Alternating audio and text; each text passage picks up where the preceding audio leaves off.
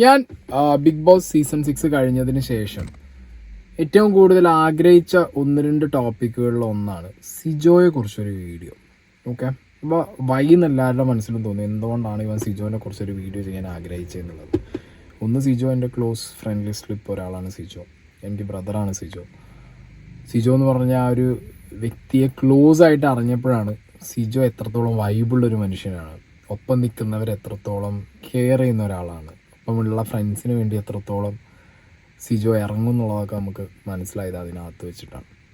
പക്ഷെ അതല്ല, സിജോ അനുഭവിച്ചൊരു സ്ട്രഗിൾ. ഇപ്പോൾ എല്ലാവരും ജിൻഡോയുടെ ഒരു ജേണി, ജാസ്മിൻ്റെ ഒരു ജേണി, അർജുൻ്റെ ഒരു ജേണി, അങ്ങനെ എല്ലാവരുടെ ജേണിയും ബിഗ് ബോസ് ഹൗസിലെ ജേണീനെ കുറിച്ച് ഒരുപാട് പേര് സംസാരിക്കുന്നു, ഒരുപാട് പേര് വീഡിയോ ഇടുന്നു.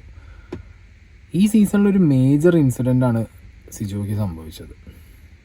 അതിന്ന് സർവൈവ് ചെയ്ത് സിജോ തിരിച്ചു വന്ന് പലരും സിജോയുടെ ഗെയിം ഡൗണായി, സിജോ താന്നുപോയി, സിജോ അങ്ങനെ അങ്ങനെ അങ്ങനെ ഒരുപാട് കാര്യങ്ങൾ സിജോനെ കുറിച്ച് മീഡിയാസിലും കമൻറ്റ് ബോക്സിലൊക്കെ ഞാൻ കണ്ടിട്ടുണ്ടായിരുന്നു. പിന്നെ കാട്ടുതീ എന്ന് പറഞ്ഞ കളിയാക്കലും കാര്യങ്ങളൊക്കെ ഞാൻ കണ്ടിട്ടുണ്ടായിരുന്നു.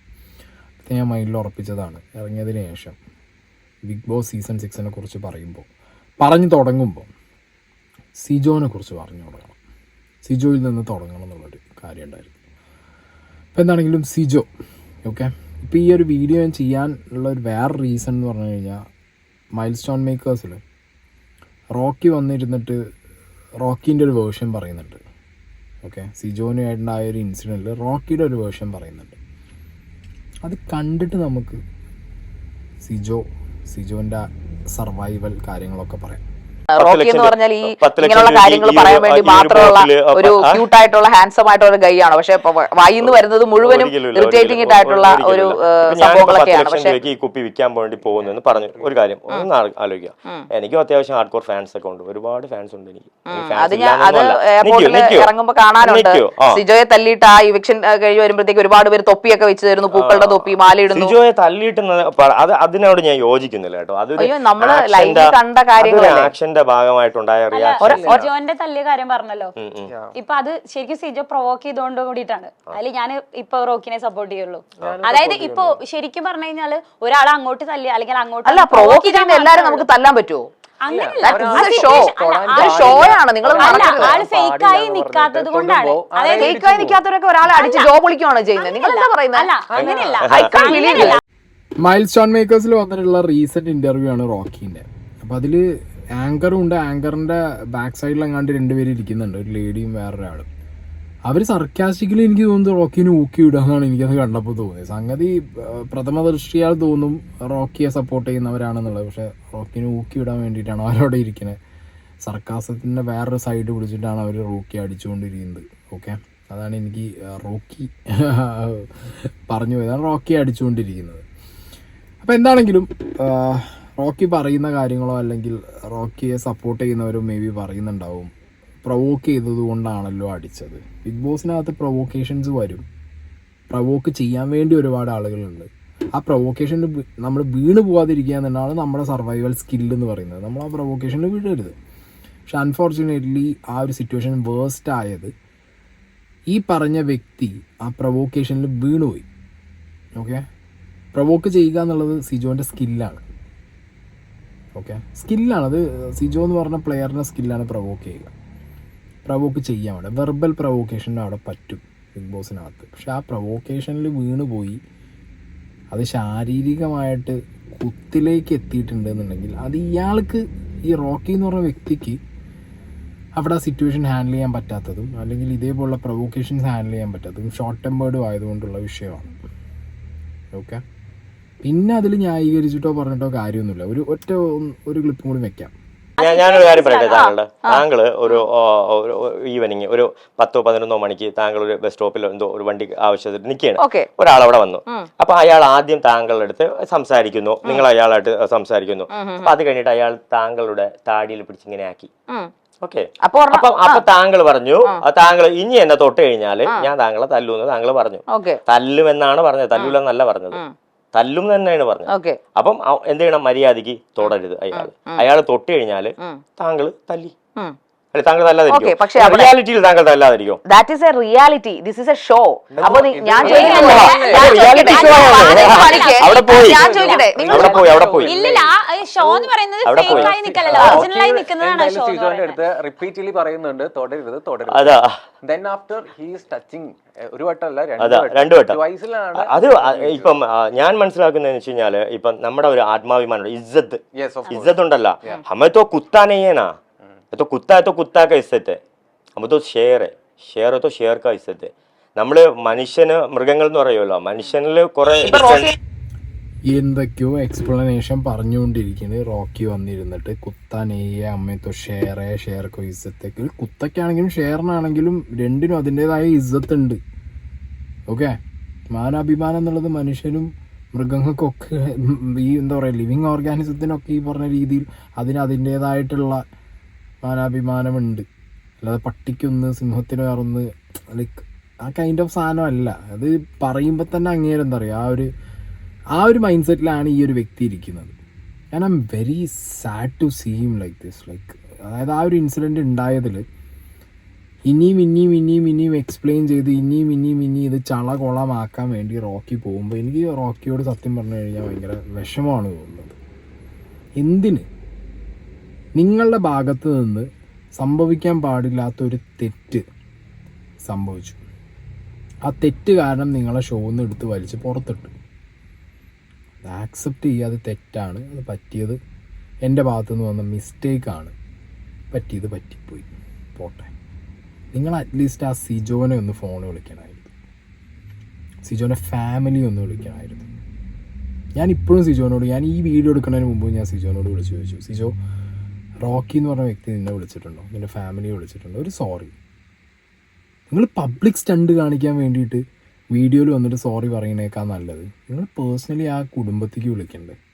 അവിടെ ഒരു അച്ഛനും അമ്മയും കല്യാണം കഴിക്കാൻ പോകുന്ന പെൺകുട്ടിയും സിജോനെ ഇഷ്ടപ്പെടുന്നവരും ഈ ഒരു ഇൻസിഡൻറ്റ് ഉണ്ടായതിനു ശേഷം എത്രത്തോളം വിഷമിച്ചിട്ടുണ്ടാവും. റോക്കിക്ക് ബിഗ് ബോസിൽ നിന്ന് ഇറക്കി വിട്ടതിൻ്റെ വിഷമമുണ്ടെങ്കിൽ അവർക്ക് സ്വന്തം ഇഷ്ടപ്പെടുന്ന വ്യക്തിക്ക് ഇത്രയും ക്രിട്ടിക്കൽ സിറ്റുവേഷനിൽ കാണാനും അല്ലെങ്കിൽ ഒന്നും ഫോൺ വിളിക്കാൻ പറ്റാതെ കിടന്ന ആ ഒരു അവസ്ഥയിൽ സിജോ എന്തായി എങ്ങനെയായി എന്നറിയാതെ ഒരുപാട് പേര് അതിലും കൂടുതൽ വിഷമം അനുഭവിച്ചപ്പോൾ നിങ്ങളുടെ അവിടെ ക്ലാരിറ്റി കൊടുത്തുകൊണ്ടിരിക്കുന്നത് നിങ്ങളൊരു സൈഡിൽ സോഷ്യൽ മീഡിയയിൽ. ഇപ്പോഴും നിങ്ങൾ എന്താ ചെയ്യണേ? നിങ്ങളെ സൈഡിലുള്ള ക്ലാരിറ്റിയാണ് വെച്ചുകൊണ്ടിരിക്കുന്നത്. ബിഗ് ബോസ് പോലത്തെ ഒരു ഷോയിൽ ഇങ്ങനത്തെ ഒരു ഫിസിക്കൽ അസോൾട്ട് എന്ന് പറഞ്ഞ സംഗതി അവർ ഒരിക്കലും എന്തെയില്ല, എൻ്റർടൈൻ ചെയ്യില്ല. ഒരു പരിധി വരെയുള്ള സാധനങ്ങൾ വീണ്ടും ബിഗ് ബോസ് കണ്ണടയ്ക്കും. അതൊക്കെ നടന്നിട്ടുണ്ട് അതിനകത്ത്. അഭിഷേകും ജിൻഡു ആണെന്നുണ്ടെങ്കിലും അങ്ങനെ കുറേ സീനുകളിൽ ശരണ്യയും ജിൻഡുവും തമ്മിലുള്ളത്, ഇല്ലെങ്കിൽ അർജുനും നന്ദനയും തമ്മിലുള്ള ഒരു സീൻ, അതൊക്കെ ഒരു പരിധി വരെ ബിഗ് ബോസ് ക്രൂ അത് എന്ത് ചെയ്യുന്നുണ്ട്, അവർ മോണിറ്റർ ചെയ്യുന്നുണ്ട്. ശരി, ആ പഞ്ച് കുത്ത് ഒരാളെ അവൻ്റെ ഇനി ഞാൻ പറയുന്നത് എന്താ പറയുക, ഇനി റോക്കി അവിടെ നിൽക്കട്ടെ, റോക്കീൻ്റെ ഇഷ്ടമാണ് ഇനി റോക്കിക്ക് ഇതൊക്കെ വന്നിട്ട് എന്താ പറയുക വെള്ളമടിക്കണോ, അല്ലാന്നുണ്ടെങ്കിൽ ഇനി വന്നിരുന്നിട്ട് ഇതിനൊക്കെ പുട്ടിയടിക്കണോ, അല്ലെങ്കിൽ ഇനിയും വന്നിട്ട് ക്ലാരിഫിക്കേഷൻ കൊടുത്ത് സ്വന്തം ഭാഗം ന്യായീകരിക്കണോ എന്നുള്ളതൊക്കെ റോക്കീൻ്റെ ഇഷ്ടമാണ്. റോക്കീൻ്റെ ഇഷ്ടത്തിന് ചെയ്യുക. പക്ഷെ അത് ചെയ്യുമ്പോൾ നിങ്ങൾ ആലോചിക്കുക, നിങ്ങൾ ഒരു പയ്യൻ്റെ ലൈഫിൽ ഉണ്ടാക്കിയൊരു ഇമ്പാക്റ്റ് എന്ന് പറയുന്നത് ഭയങ്കര വലുതാണ്. അത് കണ്ടൊരു വ്യക്തിയാണ് ഞാൻ ആ വീടിനകത്തിരുന്നിട്ട്. ഞാൻ ഈ ഷോയിൽ വൈൽഡ് കാർഡായി പോകുന്നതിന് മുമ്പ് സിജോ എന്ന് പറഞ്ഞ പ്ലെയറിൻ്റെ വെർബൽ എബിലിറ്റീസിൽ സിജോ കൊടുക്കുന്ന ആ ഒരു പവറുണ്ട്, അത് കൃത്യമായി കണ്ടു കയറിയ ഒരാളാണ്. ഞാൻ കയറുന്ന സമയത്ത് സിജോ അവിടെ ഇല്ല, ബിക്കോസ് ഈ ഇൻസിഡൻറ്റ് ഉണ്ടായിട്ട് സിജോ പുറത്തു പോയിരിക്കുകയാണ്. അപ്പോൾ സിജോ വരണം എന്നുള്ളൊരു അതിയായ ആഗ്രഹമുള്ള ഒരു വ്യക്തിയായിരുന്നു ഞാൻ. കാരണം എനിക്ക് സിജോയെക്കുറിച്ച് കൂടുതൽ അറിയാനും സിജോടൊപ്പം ഗെയിം കളിക്കാനും ഒരുപാട് താല്പര്യം. കാരണം എൻ്റെ വൈബിനോട് സെറ്റാവുന്ന ഒരാളായിട്ട് എനിക്ക് സിജോനെ പുറത്തുനിന്നേ തോന്നിയിട്ടുണ്ട്. ആൻഡ് ഞങ്ങൾ അത്യാവശ്യം സംസാരിച്ചിട്ടുമുണ്ട്. അപ്പോൾ സിജോ തിരിച്ചു വന്നു. ഓക്കെ, ഇത് ഈ ഒരു കാര്യം സിജോ ആയിട്ട് പറയുമെന്ന് എനിക്കറിയില്ല, വേറെ ആരെങ്കിലും പറയുമെന്ന് എനിക്കറിയില്ല. But I will say, because ഞാൻ സിജോനോട് അത്ര ക്ലോസ് ആയിട്ട് അതിനകത്ത് നിന്നൊരു വ്യക്തി ആയതുകൊണ്ട് എനിക്ക് സിജോ അനുഭവിച്ച പ്രശ്നങ്ങൾ കൃത്യമായിട്ട് അറിയാം. സിജോ തിരിച്ചു വരികയാണ്. സിജോ തിരിച്ചു വരുമ്പോൾ സിജോയ്ക്ക് ഓരോ 1-2 ദിവസം വിട്ട് ചെക്കപ്പാണ് നടന്നുകൊണ്ടിരിക്കുന്നത്. സിജോ വന്ന് കയറുന്ന ടൈം എന്ന് പറഞ്ഞാൽ വൈൽഡ് കാർഡ് അടക്കം വന്ന് ഗെയിം തിരിഞ്ഞ് നേരെ ഉൾട്ടായിട്ടുള്ളൊരു സിറ്റുവേഷനിലാണ് സിജോ കയറി വരുന്നത്. സിജോ കയറി വരുമ്പോൾ മേ ബി പലരും പറയും സിജോയ്ക്ക് ഒരു അഡ്വാൻറ്റേജ് ഉണ്ട്, സിജോയ്ക്ക് കുറേ ക്ലിപ്പുകൾ കാണിച്ചു കൊടുത്തിട്ടുണ്ടല്ലേ, ആ കാണിച്ചു കൊടുത്ത ക്ലിപ്പ് വെച്ച് സിജോയ്ക്ക് ഒരാളുടെ വായ, ഒരാളുടെ ശബ്ദം, ആ വ്യക്തിയുടെ സിജോയുടെ ഏറ്റവും വലിയ അഡ്വാൻറ്റേജ് എന്ന് പറഞ്ഞാൽ വെർബൽ എബിലിറ്റി സിജോയ്ക്ക് എക്സസൈസ് ചെയ്യാൻ പറ്റുന്നില്ല. അതിൽ റെസ്ട്രിക്ഷൻ വരികയാണ്. സിജോയ്ക്ക് ഓരോ വട്ടം സിജോനോട് ഓരോ ഗെയിം തുടങ്ങുന്നതിന് ടാസ്ക് തുടങ്ങുന്നതിന് മുമ്പ് സിജോനോട് കൃത്യമായി പറയാറുണ്ട്, സിജോ ചെയ്യരുത്, അല്ലെങ്കിൽ നിങ്ങൾ നോക്കി കളിക്കുക, നോക്കി ചെയ്യ്. ഇതും പോട്ടെ, ഞാനൊരു എക്സ്ട്രീം സാധനം പറഞ്ഞില്ല. സിജോയ്ക്ക് അതിനകത്ത് തിരിച്ച് വന്ന് കുറേ ദിവസം സിജോ ആ വീട്ടിലെ ഫുഡ് കഴിക്കാൻ പറ്റില്ല. സിജോയ്ക്ക് സ്പെഷ്യലായിട്ട് അവർ ഫുഡ് കൊടുത്തായിരിക്കുമായിരുന്നു 3 നേരം ബിഗ് ബോസിൻ്റെ ടീം കൊടുക്കുന്ന ഫുഡ്. അത് ഇത്തിരി പോലും ഫുഡ്. ഞാൻ അതിനകത്ത് പോയിട്ട് ബോഡി വെയിറ്റ് കുറഞ്ഞ ഒരാളാണ്. എനിക്ക് എൻ്റേതായ പ്രശ്നങ്ങൾ കാരണം ഞാൻ ബോഡി വെയിറ്റ് കുറഞ്ഞു. ഇതൊരു മനുഷ്യന് കഴിക്കാനേ പറ്റുന്നില്ല. എനിക്ക് അത്യാവശ്യം കഴിക്കാൻ പറ്റിയിരുന്നു, എന്നിട്ടാണ് കുറഞ്ഞത്. പക്ഷെ ഇത് കഴിക്കാൻ പറ്റുന്നില്ല ഒരു മനുഷ്യന്. സിജോയ്ക്ക് നമ്മളൊക്കെ കഴിക്കുമ്പോഴും പലപ്പോഴും സിജോ അവിടെ ടേബിളിന് ചുറ്റും വന്നിരിക്കും. നമ്മൾ ചുമ്മാ വന്നിരിക്കും. ചുമ്മാ അവിടെ നോക്കിയിരിക്കും. കാരണം അവന് ചിലപ്പോൾ ഫുഡ് വരുന്നത് നമ്മൾ കഴിച്ച് കഴിഞ്ഞ് കുറച്ച് കഴിഞ്ഞിട്ടായിരിക്കാം. അല്ലെങ്കിൽ അവന് വന്ന ഫുഡ് വെറും ഈ പറഞ്ഞ ഓട്സോ കഞ്ഞിയൊക്കെ ആയിരിക്കാം. അപ്പോൾ സിജോൻ്റെ സർവൈവൽ എന്ന് പറഞ്ഞു കഴിഞ്ഞാൽ ഭയങ്കര ടഫായിട്ടുള്ളൊരു കാര്യമാണ്. പിന്നെ ഇനി കഴിച്ചു എന്ന് വിചാരിച്ചു, എന്തെങ്കിലും ഫുഡ് സിജോ കഴിച്ചു കഴിഞ്ഞാൽ സിജോൻ്റെ പരിപാടി എന്ന് പറഞ്ഞു കഴിഞ്ഞാൽ നിങ്ങൾ ഇപ്പോഴും സിജോ ചിലപ്പോൾ അത് ചെയ്യുന്നുണ്ടാവും ലൈഫിൽ. ഇപ്പോഴും സിജോ ചെയ്യുന്നുണ്ടാവും. അതാണ് നിങ്ങൾ ആലോചിക്കുക. സിജോ ഇപ്പോഴും പുറത്തിറങ്ങിയിട്ടും ഒരു സോഡാ കുപ്പിയും ഫ്ലഷ് ചെയ്യാനുള്ള മറ്റേ സിറിഞ്ചുമായിട്ട് സിജോ നടക്കണം. ഓരോ ഫുഡ് കഴിച്ചു കഴിഞ്ഞാലും സിജോ അത് മൈന്യൂട്ടായിട്ടുള്ള സാധനങ്ങളിലൂടെ ഇരിക്കാൻ വേണ്ടി അത് ചെയ്തുകൊണ്ടിരിക്കുകയാണ് സിജോ. ഇപ്പോഴും ലൈഫിൽ ബിഗ് ബോസ് കഴിഞ്ഞ് പുറത്തിറങ്ങിയിട്ടും ആ വ്യക്തി അതന്നെ കണ്ടിന്യൂ ചെയ്യണം. ഇപ്പോൾ നമ്മൾ ഫാമിലിയും ഫ്രണ്ട്സൊക്കെ ആയിട്ട് പുറത്ത് പോകുമ്പോൾ ഒരു ഫുഡ് അടിക്കുക എന്നുള്ളത് നമ്മുടെ ഏറ്റവും വലിയൊരു ഹാപ്പിനെസ്സാണ്. ആ ഹാപ്പിനെസ് പോലും നമുക്ക് കഴിച്ചു കഴിയുമ്പോൾ ഇതിന് പോകണമല്ലോ, എനിക്ക് ലൈക്ക് വേറൊരാൾ കാണുമ്പോൾ ഇതിങ്ങനെ അത് അവന് സ്ട്രൈക്ക് ചെയ്യുമോ. അത് അവൻ പറഞ്ഞിട്ടുണ്ടത്. ഞാൻ എത്ര കാലം ഞാനിത് ചെയ്തുകൊണ്ടിരിക്കണം. പിന്നെ പാവം സംസാരിച്ച് ഇപ്പോൾ ഇവിടെ ഇങ്ങനെ താടിക്ക് കൈ വെച്ചിട്ട് സിജു സംസാരിക്കുമ്പോൾ നിങ്ങൾ ശ്രദ്ധിക്കുക, അറിയാതെ സിജുവിൻ്റെ കൈ ഇവിടെ പോവുകയാണ്. കാരണം അത് അങ്ങനെ ആയിപ്പോയി അയാൾക്ക്. ശ്വേതാ മാമും സാബു ചേട്ടനും വന്ന ഒരു ദിവസത്തിൽ ശ്വേതാ മാം കണ്ടിട്ട് ആകെ സങ്കടം ആയി, ഞെട്ടിപ്പോയി. കാരണം ഇത്ര സ്വെല്ലിങ് ഹോട്ടൽ ടാസ്കിൽ ഒരുപാട് സംസാരിച്ച ആക്ടിവിറ്റീസ് കൂടിയിട്ട് ഇത്ര സ്വെല്ലിങ് ആയിരുന്നു സിജോയ്ക്ക്. മുഖം ഒരു സൈഡ് മൊത്തം സ്വെല്ല് ചെയ്തിരിക്കുന്നു. ഞാൻ പലപ്പോഴായിട്ട് കണ്ടിട്ടുണ്ട് വായിൽ പസ് വന്നിട്ട് സംസാരിക്കാൻ പറ്റാതെ, ഭക്ഷണം കഴിക്കാൻ പറ്റാതെ, അവനാ പസ് വന്നത് ഒരാളെ പോലും കാണിക്കാതെ നമ്മളത് അവിടെ നിൽക്കുന്നത് കൊണ്ട്, അതായത് ആ ടോയ്ലറ്റ് സൈഡിൽ ഞാൻ ഉള്ളതുകൊണ്ട് ഞാൻ അന്ന് കണ്ടു. പക്ഷേ ഞാൻ സിജോനോട് കൂടുതൽ ചോദിക്കാൻ പോയി കഴിഞ്ഞാൽ ഡൗൺ ആവുമെന്ന് എനിക്കറിയാം. ഞാൻ കണ്ടൊരു വ്യക്തിയാണ് ഞാൻ കണ്ടില്ല പസ്. നമ്മൾ രാത്രി ടണലിൽ കിടക്കുമ്പോൾ ഞാനും നന്ദുമൊക്കെ അവിടെ നിന്ന് കട്ട് കൊടുന്നതും ആപ്പിളും സാധനമൊക്കെ ആയിട്ട് എടുത്ത് അടിച്ച് തിന്നും. ഇവ നോക്കിയിരിക്കും, കഴിക്കാൻ പറ്റില്ല. പൊട്ടിച്ച് ഒരു 2-3 കഷ്ണം തിന്നാലായി, ഇല്ലെങ്കിൽ ഇല്ല. ഭക്ഷണം കഴിക്കാൻ പറ്റില്ല. വെർബൽ എബിലിറ്റീസ് ഇട്ട് എല്ലാ വെർബൽ ടാസ്ക് വരുമ്പോഴും സിജോ ലോക്കാണ്. വേറൊരാളായിട്ടൊരു ഒരു ഹെൽത്തി ടോക്കാണെങ്കിലോ ഇനി അല്ല ഇനി കച്ചറയാണെന്നുണ്ടെങ്കിലും ഒന്നും സംസാരം വരുമ്പോഴത്തേക്ക് സിജോ ലോക്കായി. വേറെ എന്തെങ്കിലും ഒരു ഫിസിക്കൽ ടാസ്കിലാണെങ്കിലും സിജോയ്ക്ക് പ്രശ്നമാണ്. കാരണം അവിടെ ഇവിടെയായിട്ട് മുഖത്ത് കൈ കൊണ്ടാ പോയി. ഇങ്ങനെ സർവൈവ് ചെയ്ത് കളി. അപ്പം നിങ്ങൾ സിജോൻ്റെ ഗെയിം ഡൗണായി, സിജോൻ്റെ ഗെയിം ഡൗണായി എന്ന് പറയുന്നവരോടാണ് ഒരാൾ അത്രയും ഫിസിക്കൽ കണ്ടീഷനിൽ, എക്സ്ട്രീം കണ്ടീഷനിൽ ഇവിടെ പ്ലേറ്റ് വിട്ട് നിൽക്കുന്ന ഒരാൾ, അയാൾക്ക് ചെയ്യാൻ പറ്റുന്നതിൻ്റെ മാക്സിമം സിജോ അവിടെ കൊടുത്തിട്ടുണ്ട്. ഔട്ട് വന്നോ ഇല്ലേ that's A different thing. That's A entirely A different thing. ഇതിനൊക്കെ ഒരു നറേഷൻ കാണും. നറേഷൻ അനുസരിച്ച് പല സാധനങ്ങളും പുറത്ത് വരുള്ളൂ. അതിലൊന്നും ആർക്കും കംപ്ലയിൻറ്റ് ചെയ്യാൻ പറ്റില്ല. അതിലൊന്നും ഇപ്പോൾ ഞാൻ പറഞ്ഞു, എനിക്കോ സിജോയ്ക്കോ ഒന്നും ഇതിന് കംപ്ലയിൻറ്റ് ചെയ്യാൻ പറ്റില്ല. നമുക്ക് വേണമെങ്കിൽ ചോദിച്ചു നോക്കാം, ചുമ്മാ അത്രയേ ഉള്ളൂ. ബട്ട് വന്നതിൽ സാറ്റിസ്ഫൈഡ് ആവുക, അതാണ് നമുക്ക് ആകെ ചെയ്യാൻ പറ്റുന്ന ഒരു പരിപാടി. പക്ഷെ സിജോൻ്റെ കാര്യത്തിൽ നിങ്ങൾ മനസ്സിലാക്കേണ്ടത്, ഇപ്പോൾ റോക്കി ആണെങ്കിലും വന്ന് എക്സ്പ്ലെയിൻ ചെയ്യുമ്പോഴും സിജോ പോയൊരവസ്ഥ നിങ്ങൾക്കറിയാം. ഇപ്പോൾ ഉള്ളൊരവസ്ഥ ഞാൻ പറഞ്ഞുതരാം. സിജോൻ്റെ പുറത്തിറങ്ങി കല്യാണവും കാര്യങ്ങളൊക്കെ ആണ് എന്നുള്ള രീതിക്ക് മുന്നോട്ട് പോകുമ്പോഴും സിജോയ്ക്ക് ഇനിയും പോകണം ചെന്നൈക്ക് തിരിച്ച്. ഇനി ഇതിൻ്റെ ബാക്കി കാര്യങ്ങൾ ചെയ്യണം. ഇത് ഇവിടെ തീരൂ ഇല്ല, ഇതിനി കറക്റ്റ് ചെയ്യണം. ഇതിനെത്ര പരിപാടി ഉണ്ട്. ഒരാൾ അയാളുടെ ലൈഫിൽ ഏറ്റവും വലിയൊരു ഓപ്പർച്യൂണിറ്റിയാണ് ബിഗ് ബോസ് കിട്ടുക എന്നുള്ളത്.